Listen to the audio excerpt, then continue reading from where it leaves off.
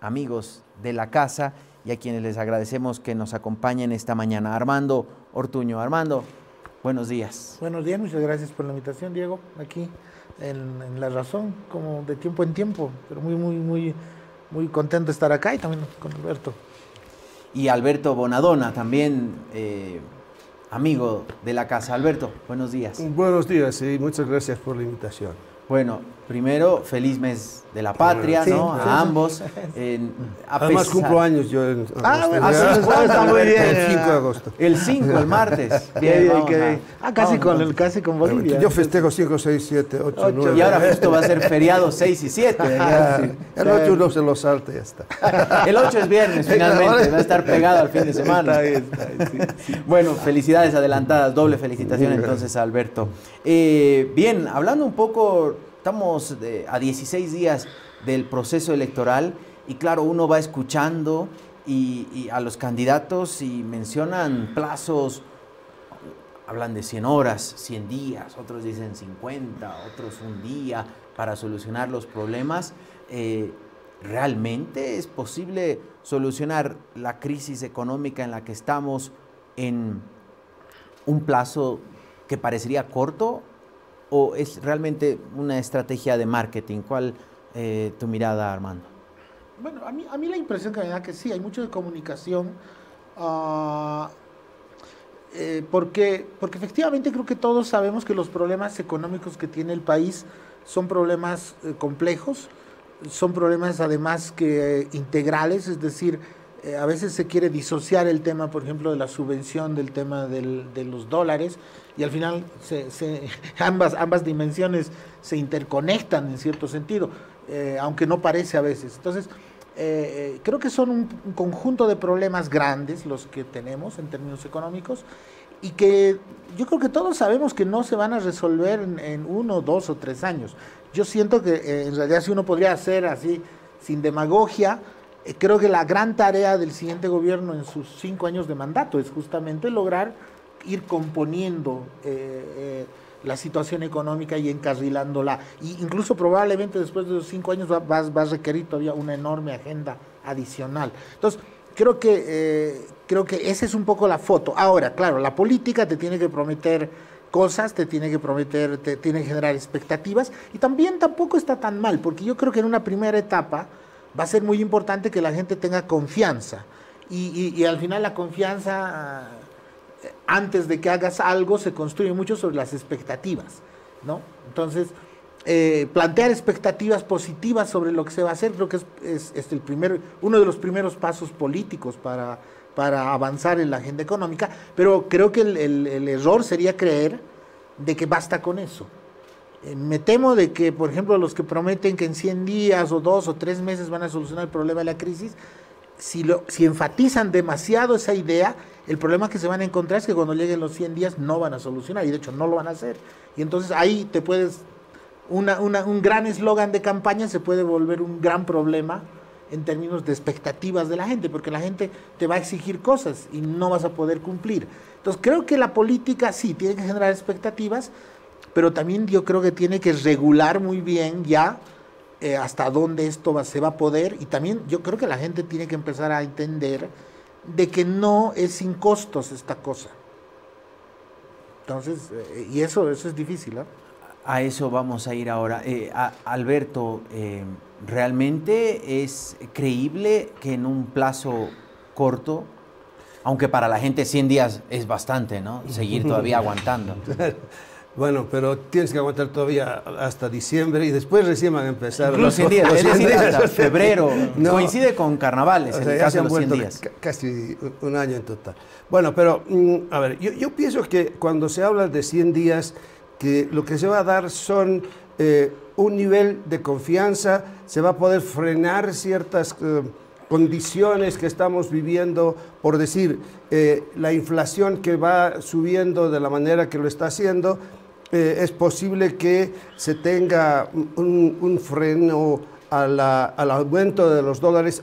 Ahora, eso basado en la confianza a la que se refería Armando, o sea, la confianza se va a generar ya para empezar con el nuevo gobierno, porque el nuevo gobierno está va a empezar una nueva orientación obligatoriamente. En ese sentido, lo que dice Mariana Prado, no creo que se adapte tanto al MAS, porque va a reconstruir lo que desconstruyó o lo que destrozó, pero sí puede ser que haya una reconstrucción por parte de cualquier otro gobierno que posiblemente, me imagino, va a estar entre Tuto y Samuel Doria Medina. Entonces, si yo veo de esta forma, en que uno de esos dos va a ser presidente, me parece, la gente va a esperar, como ahora está esperando, las elecciones como una solución. De alguna manera se vienen nuevos aires, nuevos vientos que pueden hacer cambiar esto. ¿Y qué va a ocurrir ya cuando esté elegido el presidente? Bueno, la gente va a esperar eso. Ahora, ¿qué respuestas puede dar que frenen esta situación?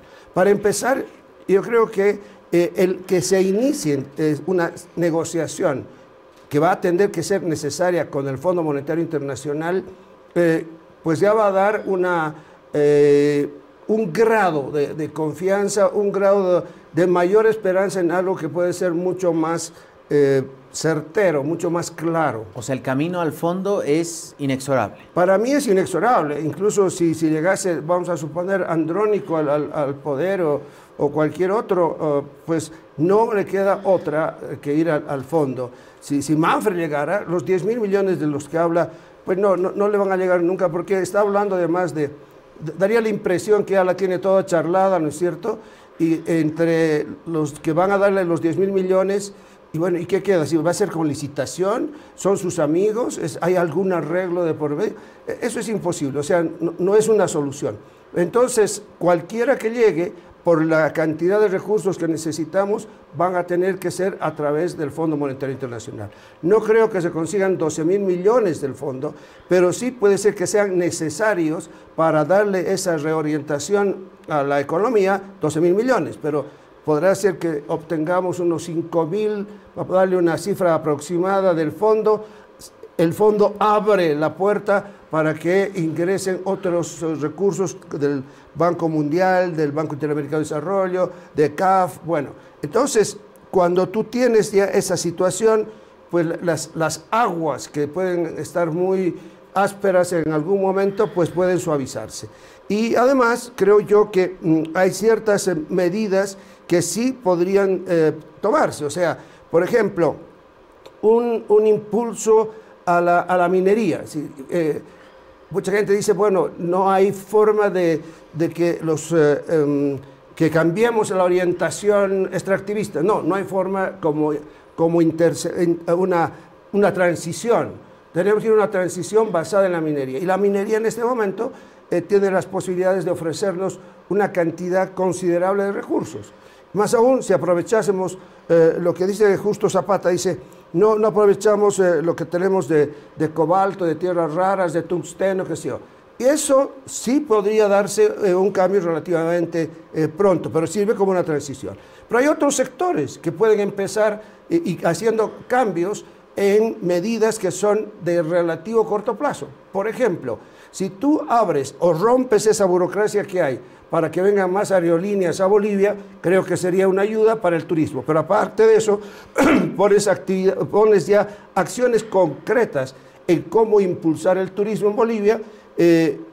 Ya existe una infraestructura que puede ser aprovechada más, le das un impulso mayor, tienes una solución, digamos, que puede... inmediata, diríamos. Relativamente inmediata. Entonces, si la gente va a empezar a sentir algo de eso, pues la confianza a la que se refiere Armando puede ser también relativamente inmediata. Ahora, yo he identificado, no sé ustedes, algunos tópicos que son casi todos los candidatos se refieren y todos los ciudadanos lo padecemos. Inflación, ¿no? Como un tema, porque va comiendo nuestros salarios, quienes reciben un salario y quienes son cuentapropistas también va sus ganancias. Tema de los dólares, que obviamente esta fluctuación de los dólares lo que ocasiona es que medicamentos, todos los productos importados, vehículos, todo se ha disparado, de hecho la capacidad de viajar incluso. Combustible, ese es un tema muy sensible. Y el otro del que todos los candidatos hablan, pero que de repente el ciudadano no lo siente, y aquí quiero preguntarles si realmente es cierto que el déficit fiscal. El famoso déficit fiscal es la madre de todos los problemas en torno a la economía de la ciudadanía. Armando. A ver, antes de responderte esa pregunta, un poco abonando lo que dice Alberto, sin embargo, yo diría que a mí lo que me preocupa es que no está muy clara la secuencia de cosas que hay que hacer al día siguiente que seas presidente, porque creo que también hay una cierta visión un poco ingenua de yo voy al fondo, suponiendo que él es el que nos tiene que prestar, y el fondo me va a resolver el problema y me va a dar 5,000, 6,000, 10,000 dólares, dependiendo de cada uno, digamos.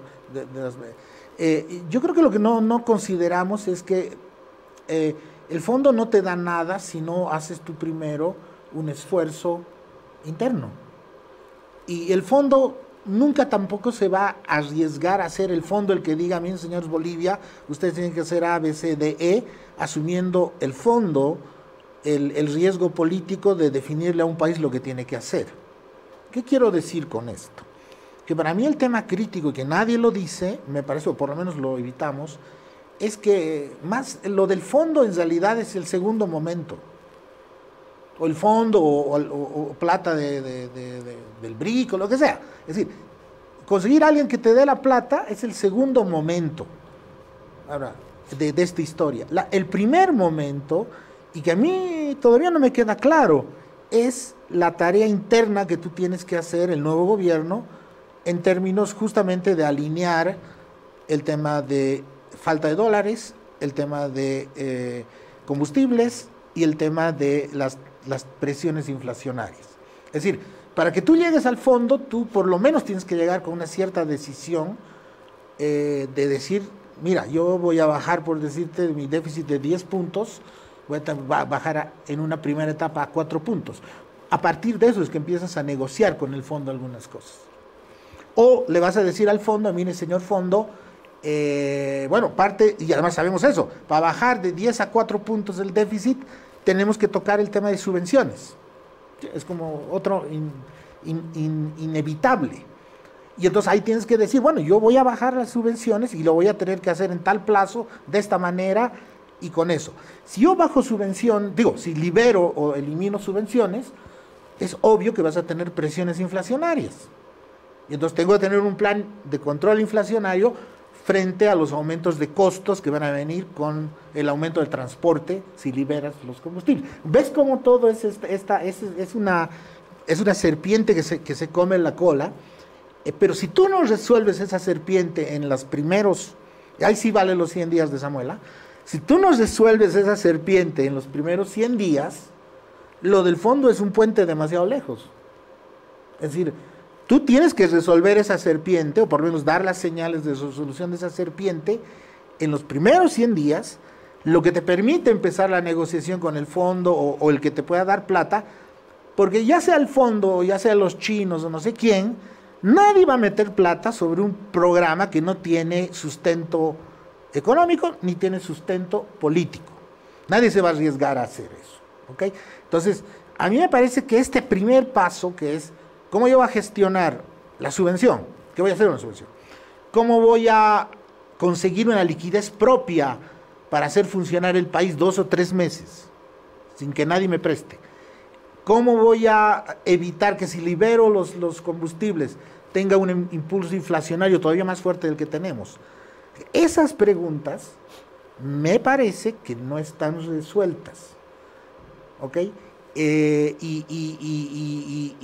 recordando nuestro ajuste más clásico, digamos, que es el del 85, acuérdense que antes incluso que el fondo llegue con plata, Víctor Paz ya había tomado la decisión, 2 decisiones: anclar a partir de una devaluación brutal, anclar las expectativas inflacionarias con una devaluación fuerte, y luego aumentar los combustibles para conseguir con esos recursos fiscales. Esa fue la gran decisión, ¿no? Luego la liberalización, eso tuvo efectos, digamos, en los siguientes años, ¿no? Pero la primera movida en realidad fue esa movida macroeconómica. Esa movida macroeconómica, la naturaleza de esa movida me parece que no está clara ahorita en ninguna de las propuestas. Entonces ahí me preocupa. Entonces todo el mundo lo está contando en la segunda parte de la historia, es decir, vamos a ir al fondo y nos van a dar plata y todos felices. O sea, bueno, el ajuste es inminente. No, es que no hay otra opción. Pero digo, ajuste en el sentido que tú tienes que alinear estas variables muy rápido. Ahora podemos discutir cómo se hace para el contexto boliviano.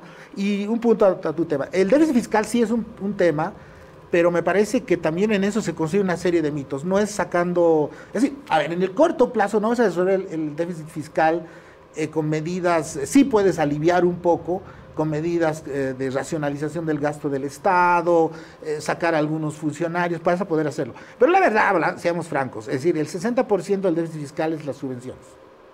Listo, es decir, y en el otro bajarás un puntito del PIB. Lo que te va a pedir el fondo es bajar de 10 a 4, por decirte, 6 puntos. ¿Cómo haces eso? Uno podrás hacer votando gente. El resto es subvención. Entonces tienes que tomar una decisión sobre la subvención, y la subvención tiene efectos. Alberto. Sí, a ver, en lo del fondo, sin duda, hay una frase que repite Juan Antonio Morales, él señala, dice, la billetera más lenta de Washington es la del Fondo Monetario Internacional. O sea, nadie va a ser ingenuo de decir, yo voy al fondo, le toco la puerta y me va a decir, pero Bolivia aquí toma la plata. No, para nada. Como decía que Milei en la Argentina decía, yo aquí tengo 15.000 millones en mi celular. Por eso mismo es decir lo que decía de Reyes Villa, tengo 10.000 millones. No hay tal, no hay. Nadie. Bueno, pero entonces lo que hay que pensar es precisamente en una transición. Y esta transición supone, por ejemplo, incluso tocándole la puerta al fondo, uno podría decir, bueno, no voy a pagar la deuda soberana. Y son, de acuerdo incluso a la última declaración en la que veíamos a un comienzo, son más de 1.800 millones de dólares que tú puedes decir, no los pago. Sí, entramos en default, sí, claro, pues que necesito esa plata para responder a otras necesidades inminentes.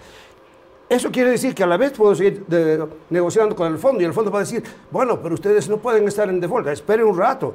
Cuando acabemos la negociación, yo ya voy a tener la plata para responder a mi default, o sea, a la cesación de pagos. O sea, se tienen algunas puertas que tocar internas inevitablemente y algunas pueden no ser de lo más agradables, pero necesarias. Cuando yo decía lo del turismo, e insisto mucho en esto del turismo, porque viene a ser una de las puertas más, digamos, entreabiertas que tenemos para obtener dólares. No totalmente abierta porque daría la impresión que BOA es la única aerolínea que va a traer a toda la gente que quiere venir a Bolivia, es la única aerolínea.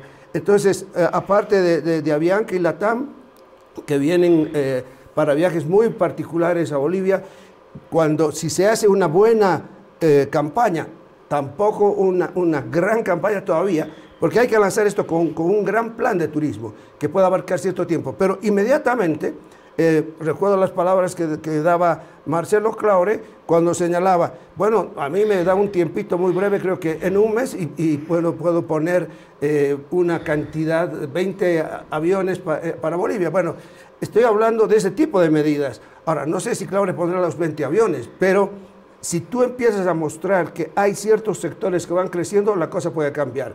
A ver, otro asunto. Vinto obliga a los productores de estaño que le entreguen todo el estaño que producen. Entonces, la producción de estaño ha caído precisamente por esa razón. Pero si tú dices, bueno, muy bien, a Vinto le vamos a abastecer dentro de ciertas condiciones y permites que los productores de estaño aumenten su producción y la vendan, la producción, es decir, la tonelada de estaño está en $34.000. Bueno, y si algo nosotros tenemos todavía, es estaño. Entonces, ¿podemos producir ese estaño? Claro que podemos producir ese estaño. Y hay otros aspectos que podríamos regular en un periodo, no de 100 días, pero ponle que sean 200 días. Sí se pueden arreglar aspectos dentro de la minería. O sea, que hay formas de arreglar la cosa, si no, lo que dice Armando daría la impresión que estamos en un callejón sin salida y a cualquier gobierno que venga se va a estrellar. Pienso yo que hay alternativas y algunas van a tener que ser dolorosas. Por ejemplo, el que se va a tener que levantar la subvención, no inmediatamente y posiblemente con una visión un poquitito de suavizar cómo se va a hacer esto, es necesario.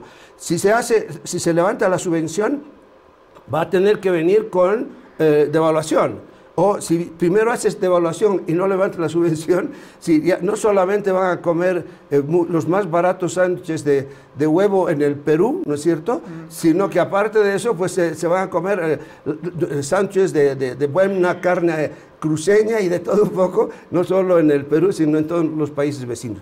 Entonces, estas medidas tienen que venir más o menos en conjunto. Y pienso yo que si en este momento se plantea a la población que son necesarias, bueno, se van a acabar las colas de la gasolina. Es posible que ya no salgan los huevos a ningún lado. Es posible que el arroz se quede en casa. El aceite nuestro todavía lo vamos a dejar en casa. Pero eso va a suponer una subida de precios, sí. Y va a suponer también medidas que puedan paliar las condiciones de los sectores más vulnerables. Esto que estoy hablando en este momento ya son condiciones para ir al fondo y decirle, bueno, mire, aquí yo estoy solucionando por dentro del asunto. O sea, estoy haciendo la tarea antes de o paralela a. Y el otro asunto, es necesario evitar que siga cayendo la banca. ¿Y eso puede hacerlo un nuevo gobierno? Claro que puede hacerlo. Porque la banca la está debilitando todo este, bueno, no sé, maltrecho modelo económico, social, productivo, comunitario. La está quebrando a la banca. Y ese es uno de los puntales que hemos tenido en los últimos años. Ahora, cuando uno habla del modelo económico, social, comunitario y productivo, ¿no? El modelo económico que además está y forma parte de la Constitución, y escucha a los candidatos y dice, bueno, a partir de que yo arranco, vamos a cambiar todo. Un ratito. ¿Cómo van a hacer para cambiar la Constitución? Tendría que haber una reforma constitucional. ¿Hasta dónde realmente el siguiente Poder Ejecutivo tiene tuición para modificar algunos aspectos que permitan, por ejemplo, atraer inversiones extranjeras sin que tenga que pasar por la Asamblea y modificar algún tipo de normativa, no sé si tributaria, no sé si de repente de blanqueo de capitales, como hizo Macri en la Argentina, como está haciendo Milei también en la Argentina? Realmente, ¿qué tuición tiene el gobierno, el Ejecutivo, para modificar algunas cosas sin que pasen por la Asamblea, lo que eso va a implicar? No, yo creo que el Ejecutivo tiene muchos instrumentos. El diseño político boliviano es muy presidencialista, ¿no? Y yo creo que además eso se ha exacerbado en el último periodo. Si tú ves la manera como ha gestionado, por ejemplo, Luis Arce en los últimos 5 años el gobierno. Es decir, hay como un elemento institucional y jurídico que te permite que con decretos supremos y definiciones del Ejecutivo se pueda ir tomando medidas bastante más fuertes. Y paradójicamente yo creo que no va a haber un problema en el frente legislativo. Yo ya no le veo el problema, yo le veo el problema en otros lados. Sino porque creo que en el legislativo el nuevo gobierno va a tener, sobre todo si sea Quiroga o el señor Doria Medina, van a tener, yo creo, una mayoría por lo menos básica para poder gobernar. Entonces porque al final ambos van a juntar sus bancadas, y eso me parece ya clarísimo a esta altura del partido. No creo que no pase. Dependerá de algunos cargos, puestos y pegas que se van a distribuir, y con eso se resuelve el problema, digamos, ¿no es cierto? Ya no hay que, no le veo lío en eso, ¿no? Entonces va a ser un gobierno que va a tener su mayoría. El Poder Ejecutivo tiene una gran capacidad. Acuérdate que el gran ajuste boliviano, otra vez en la década de los 80, se ha hecho con un decreto supremo, ¿no? Es decir, yo creo que esa da la fuerza del Poder Ejecutivo. Entonces creo que evidentemente hay cosas que sí no se pueden hacer, requieren cambios más de fondo, pero sí creo que para estas cosas el gobierno tiene más o menos un instrumental para poder operar las cosas, ¿no? Ahora, donde sí quiero volver al tema porque creo que es un buen punto cuando yo digo esfuerzo interno en esta primera etapa, que para mí es la más preocupante, porque si tú no pasas esta primera, no llegas a la segunda. Ese es mi drama. Entonces, yo creo que también hay que ser realistas, ¿no? Antes de la plata de de ir a pedir plata y toda la negociación que implica eso y lo que tienes que hacer para poder negociar, como dice Alberto. Mira, solo el dato, ¿no? Milei con todo y el alineamiento de astros que tuvo, le tardó más o menos un año cerrar el acuerdo con el fondo, ¿no? Bukele en El Salvador con un problema parecido, año y medio, más o menos la negociación. Es decir, el fondo es difícil, no es alguien que dice, toc, toc, toc, hola, soy yo, toma plata, boludo, ¿no es cierto? No es así. Bueno, pero hay un tema por eso ahí crítico, me parece, ¿no? Este año, por ejemplo, estamos en un problema de dólares, pero el año pasado, de todas maneras, la economía boliviana genera 9.000 millones de dólares por exportaciones, ¿no? Algunos de los colegas economistas que trabajan más estos temas te dicen, por ejemplo, que el nivel de dólares atesorizados, lo que algunos le llaman el colchón bank, no es un monto menor, ¿eh? Es decir, te digo, los dólares están fuera del sistema bancario y que la gente, son algo así, algunos hablan de entre 5.000 a 6.000, 7.000 millones de dólares. ¿Por qué cito estas cifras? Porque en buena medida creo que parte del tema de confianza y de las primeras medidas que el gobierno tiene que hacer tienen mucho que ver con cómo logras movilizar estos dólares internos para darte justo ese puentecito hasta la negociación con un fondo más grande, ¿no es cierto?, externo, ¿no? Y eso tiene que ver, son para mí dos decisiones fuertes, ¿no? Una es la dimensión de dónde están esos 9.000 millones de dólares de exportaciones. Fundamentalmente están los que no se pueden controlar y donde hay problemas, y no están entrando, seamos también sinceros, no están entrando esos 9.000 millones, es el sector minero, sobre todo el sector minero informal, cooperativista, y el sector de la agroindustria. ¿Ok? Entonces, son dos sectores donde de una u otra manera tú tienes que construir unos mecanismos entre económicos y políticos para que estos señores coloquen algunos dólares para el periodo transitorio. Sí.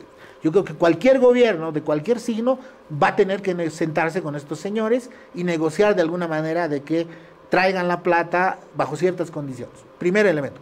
Y el segundo elemento, y eso ya es más de la técnica y de los incentivos, es cómo tú logras devolver cierta confianza, y ahí viene toda la gestión macro, ¿no?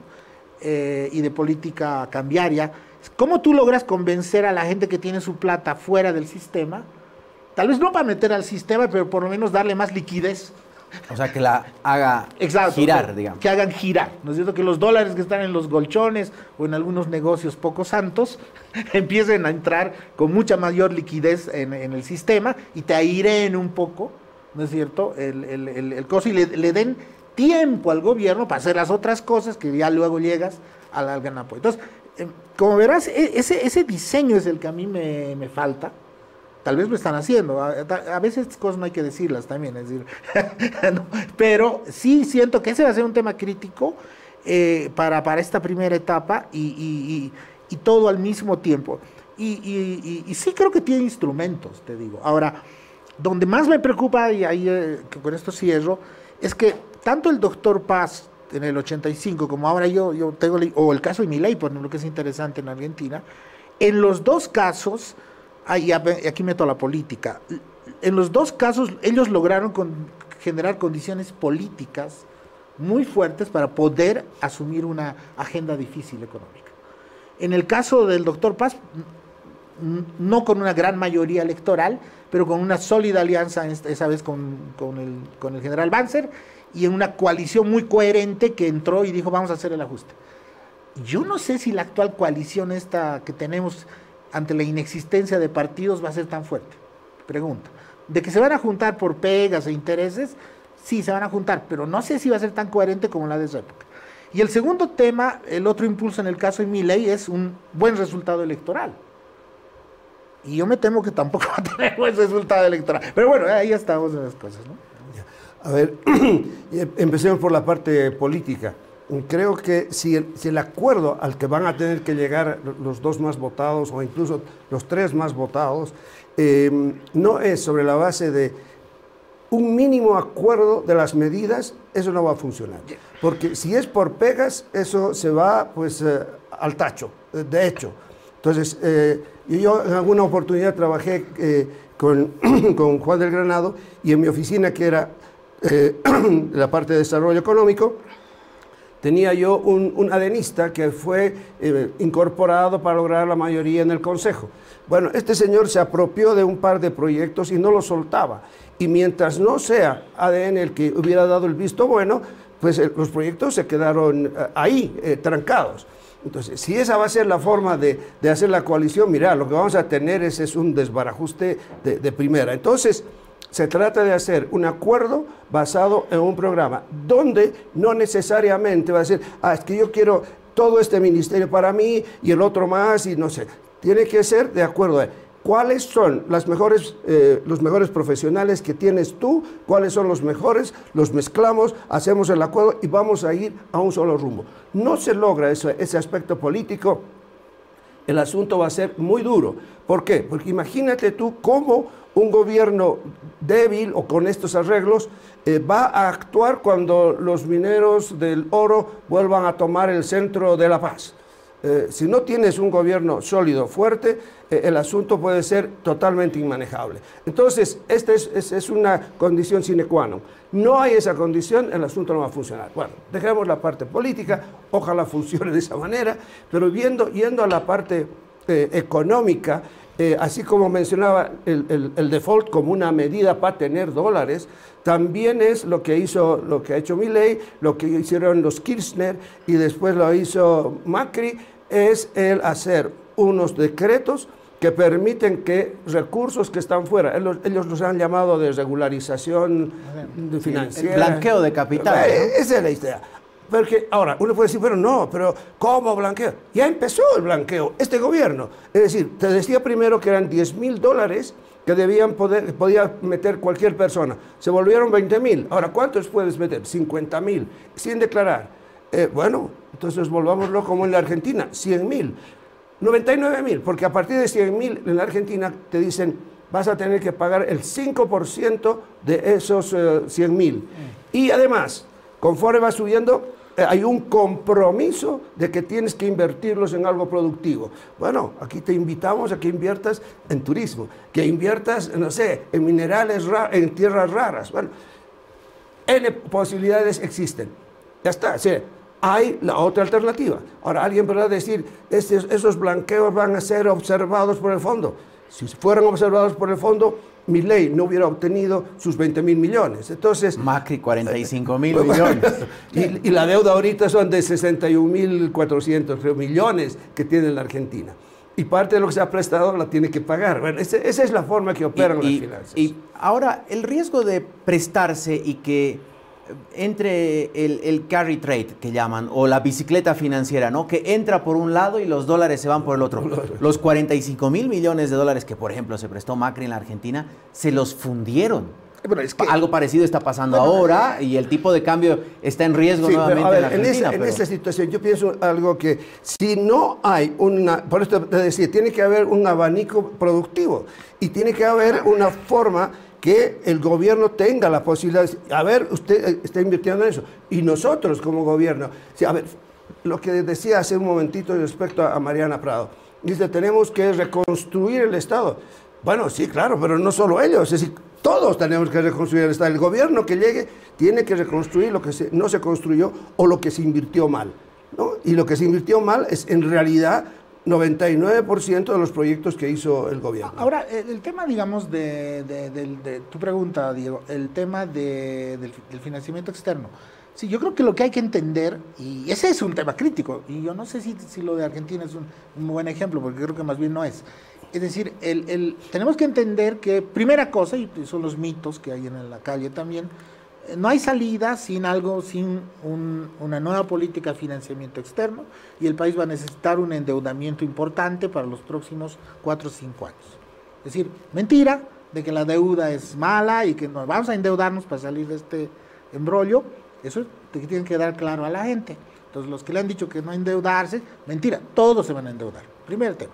Ahora, el tema crítico, sin embargo, es, y ese es el corazón de este tema, y creo que Alberto lo dice, también es, tú te endeudas, pero tú te endeudas, es como en una casa, me vas a prestar plata, pero yo tengo que tener un plan de mediano y largo plazo en el cual yo voy a salir, ¿no? Es decir, tú me das la plata, cierto, tal vez mucho. Para invertir en algo, digamos. Para invertir, tal vez incluso en una primera etapa para que coma, porque no, ni siquiera es que todavía tengo fuerza para invertir, para comer, digamos, ¿no es cierto? Pero yo sé que un poco la lógica es así, primero comes, ya, entonces vas a tener un poquito más de fuerza, ¿no?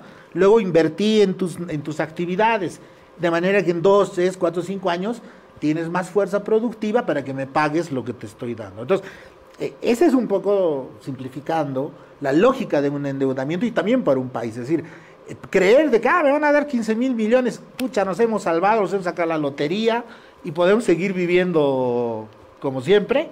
No es cierto. Es decir, nos van a dar, o alguien nos va a ayudar con 5.000, 6.000, 7.000 millones de dólares, pero eso va a ser sostenible solamente si nosotros tenemos una claridad de aquí a 4 años recobrar el crecimiento, de aquí a 5 años ajustar cuentas de aquí, tener un déficit ya digamos de 2, 3%, etcétera, etcétera, etcétera. Es decir, por eso te decía, yo creo que cuidado de la cuestión externa, todo esto implica una claridad de horizonte y también entender que hay costos y hay sacrificios internos que se tienen que hacer. Sin eso, te pasa también, y bueno, el banco a veces, el fondo a veces en eso ha sido, y hay críticas en torno a la política en Argentina, el fondo por razones políticas le ha dado a Macri y ahora le está dando a Milei. Y lo que pasa es que si además de eso no tienes una política consistente de crecimiento, ¿qué pasa? Es lo que ha pasado en la Argentina. Te dan la plata, te la liquidas, o con lo que le está pasando ahora a Milei, te han dado la plata y los argentinos viajan a Miami, Punta Cana, porque es re barato el dólar en Estados Unidos, ahorita en Argentina. El resultado, lo que te ha dado el fondo se va, y en algún momento vas a volver a tener un problema cambiario. Entonces, pero eso son razones políticas, allá el fondo explicará cómo hace sus cosas, pero sí para un país no es sano eso. Entonces, creo que nos volvemos al punto. Yo más bien deberíamos concentrarnos mucho en el esfuerzo interno que tenemos que hacer. Ahora, sobre ese punto, yo quisiera preguntarles, hemos hablado mucho a nivel estatal, a nivel de gobierno, por dónde deberían ir, diríamos, las inversiones, el ajuste, el reacomodar las cosas. Y la pregunta es, en estas medidas que indudablemente casi todos mencionan se deben tomar, ¿quiénes van a pagar los platos rotos? Bueno, ya sabemos quiénes, pero si hay un plan bien hecho... Porque es decir, nosotros, todos nosotros. Claro, todos nosotros. Pero, ¿qué sería? ¿Que el pan va a costar unos 50, el minibús 5, algo así? Primero, si hay un buen plan, las puertas van abriéndose, ¿ok? Se requiere un buen plan, coherente, acordado entre las mayores fuerzas políticas, y luego yo te pongo el siguiente ejemplo. En este momento, yo siempre soy fanático de las marraquetas, ¿sí? Entonces, somos dos. Pero ¿has visto el tamañito de las marraquetas? Sí. Bueno, yo te digo, ¿sabes qué? Vamos a volver al tamaño de antes, pero ya no va a costar 50, va a costar $1. Tú dirías, bueno, sí, la verdad, porque al final ahora tengo que comerme 2 marraquetas para que equivalga a la una que comía antes. Bueno, entonces, eso que es un ejemplo, más o menos ocurre en muchas otras cosas, ¿no es cierto? Por ejemplo, en la gasolina. Es mejor tener gasolina a tener las colas, ¿no es cierto? O sea, eliminemos las colas con tal de tener gasolina. Y diésel, porque es interesante aquí también. Parece ser que el gobierno ha priorizado la gasolina, o sea, para el privado y también para el transporte público, pero no para el transporte interdepartamental y para la industria. Entonces ahí tú tienes que decir, bueno, ¿a quién priorizamos? ¿No? Y hay que priorizar el diésel según mi punto de vista. Bueno, pero hay otro aspecto más. Y fíjate ahí en lo que tú dices, ¿quién paga?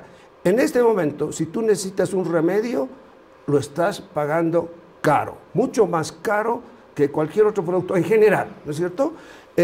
Pero hay productos importados en la farmacia.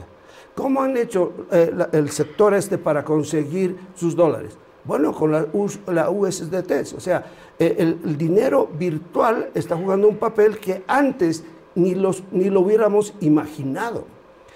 Era, o tenías dólares en billete, pero no pensabas que podías tenerlo virtual, o incluso hacer operaciones internacionales virtualmente, pequeñas o grandes. Entonces, si todo esto se piensa de forma mucho más coherente dentro del nuevo gobierno, pues va a haber modificaciones, va a haber un ajuste, va a haber un costo para la gente, pero la gente, por ejemplo, sacamos la subvención a la gasolina, va a tener que subir el pasaje, claro, va a haber una presión inflacionaria, sí, pero cuando tú has hecho ese ajuste, para mí la manera de hacerlo sería no generando diferenciación de precios, si a unos les das más barato, a otros más caros.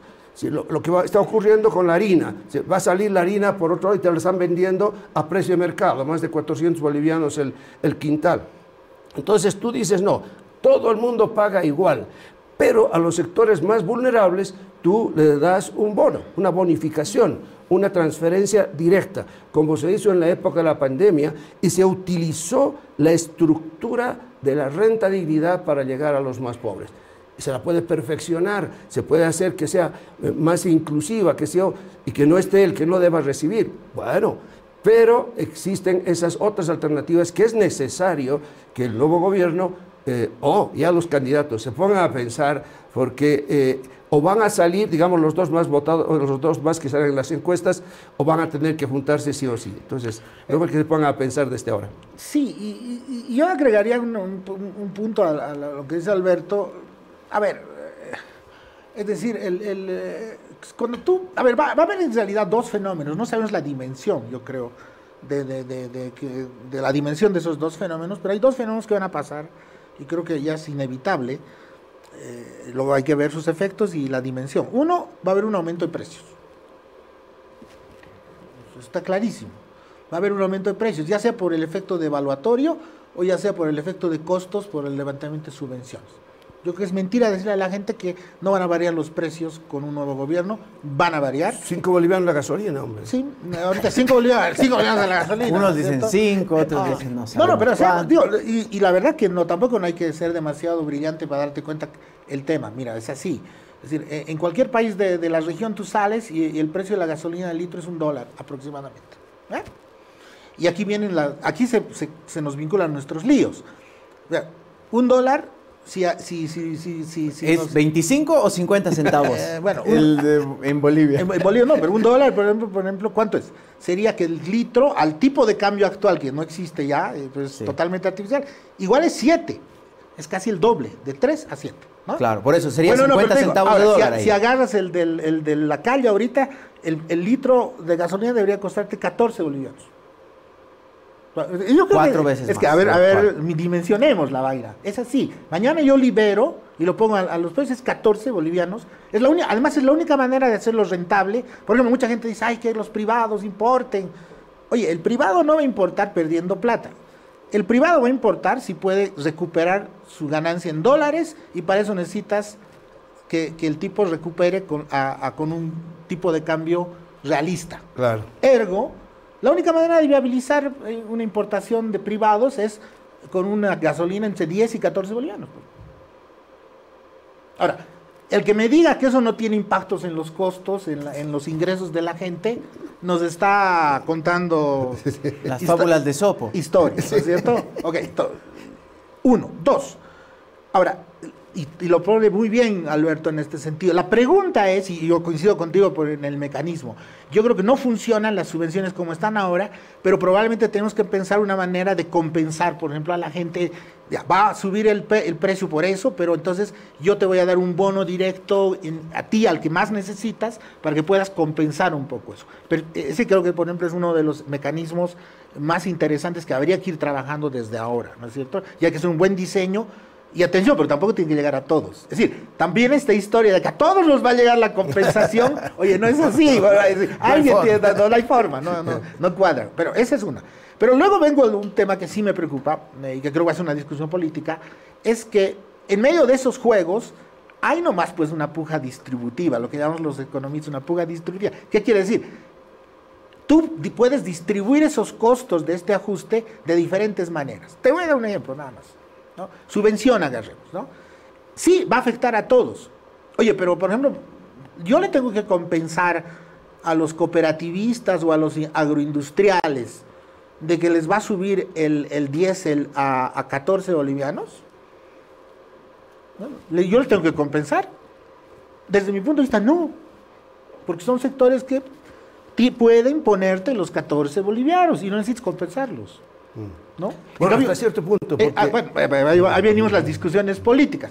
Yo me la pensaría más, por ejemplo, para el sector del transporte público, ¿no? Que sí le va a afectar. Entonces dices, aquí, no, el sector del transporte, tal vez podemos incluso pensar algunos tipos de compensaciones directos a los taxistas, a cierto tipo de transportes. Pero, defino, ahí no es un tema técnico, digámoslo con verdad, es un tema político. Entonces, si yo soy un gobierno que adora a los empresarios privados y voy a la CAO y digo, patrón, dígame lo que usted quiere, bueno, pues hasta los puede compensar a los agroindustriales, ¿no? Entonces, te digo, estoy poniendo una caricatura, pero vean que es un tema, la política importa.